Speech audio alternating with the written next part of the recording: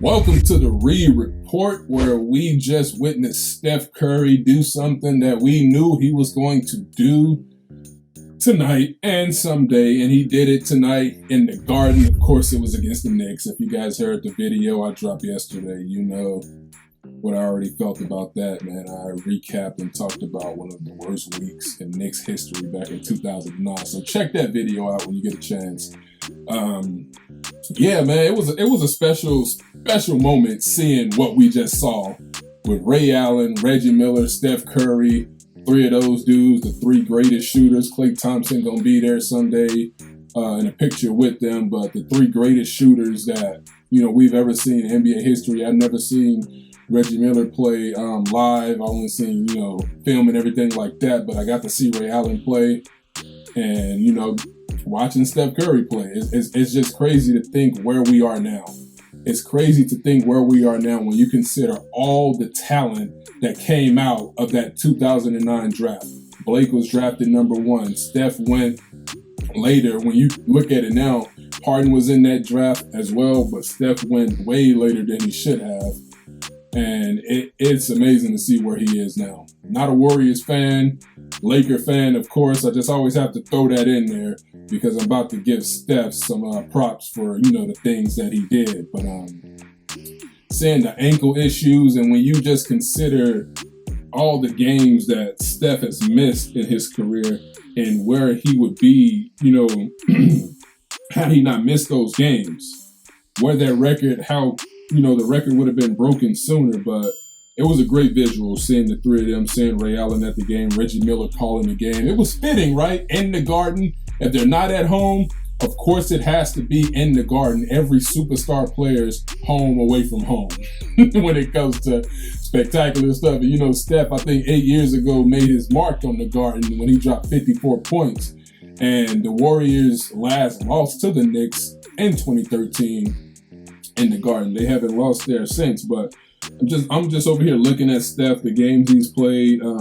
Played in 80 in 2020 in his rookie year. Played in 74 in 2011. Played in just 26 games his third year. Played in 51 games in 2018, 2017, 2018. Of course, remember a couple years ago he broke his hand. And he's played in 762 games, or I think this marks 763 tonight. And again, when you just consider the games that he missed, I mean, of course he has the record now, but man, he would have been there. But tonight, he was able to drop 5 3-pointers after falling short. Not really against Indy. Well, he did fall short against Indiana, but we knew that this was set up to happen in the Garden. We're gonna keep harking on that. Only thing about the Knicks, man, I can say is this. Look, I told them in the previous video, Steph is going to get this record.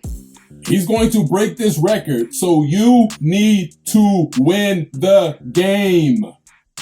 The Knicks needed to win this game, but now there's a stain because they lost the game and Steph broke the record on them, and we will always remember that. They should have taken one caveat away. If they were going to have him break the record, they needed to come out and win the game. But you look at the Knicks, they're clearly void of offensive firepower, and the Warriors proving that they can win in so many different ways. Still don't think they can win the championship, but the Warriors are not offensively. They're not as it's like a little cool down moment. But we do expect them to heat back up. But the Knicks just they just don't have it there offensively. There was a stretch in that third. I think Julius Randle scored 12 of 16 in the third quarter. They only scored 16 points. It was a close game for the most part, but we knew that Golden State, because they have the best shooter to ever walk the face of this earth, the best shooter in the world, because they have him and because they have them young players who can just play so well without the ball, we knew that the Warriors were going to eventually pull away and win the game, and they did just that. And yeah, again, congrats to Steph on breaking the record. I didn't get to see it. I was still at work handling turning in deposition work for my job, but man, it's a night. It should have headlined tonight, but of course the game is on the East Coast. They wasn't going to start a Knicks game this late unless they were out here west. But congrats to Steph Curry on breaking the record. It was dope seeing him, Reggie Miller, and Ray Allen taking pictures with their jerseys. Just a great moment. It's a real record, one he worked for. And of course, I think the next thing up now is LeBron James breaking Kareem's record. And you just know, look, I'm not a huge LeBron. I'm not a LeBron fan like that. But I'll give him props where props is due. And I will give him props when he break that record. But you know, when LeBron breaks Kareem's record, they are going to eat LeBron alive. Nobody's going to give LeBron that respect the way Steph is getting that respect, because this is truly the era of Steph and Curry. They keep trying to force it to be LeBron, but this is truly Steph and Curry's era.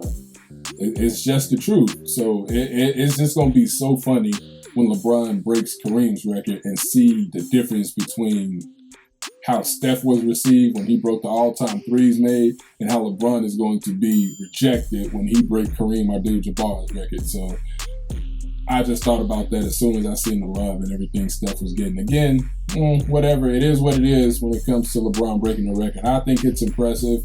I'm going to talk about it, of course, but I can already tell what's about to happen to him when he breaks that record. But yeah, that's the Reed Report. Congrats to Steph. Thank you guys for taking the time to hear me out. We almost at 1,000 subscribers, so please subscribe to the video. We got some more stuff on the way coming, so let me know, what you guys think about Steph breaking the record. Again, subscribe. We are almost at 1,000. I really do appreciate you guys for taking this time to hear me out, and I will see you soon.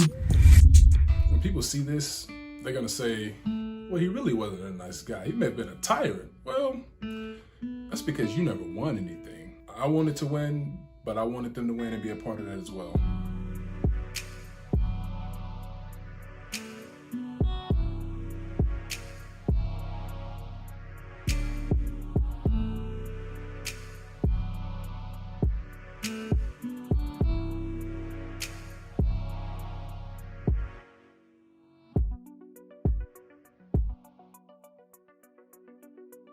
Look, I'm only doing this because it is who I am.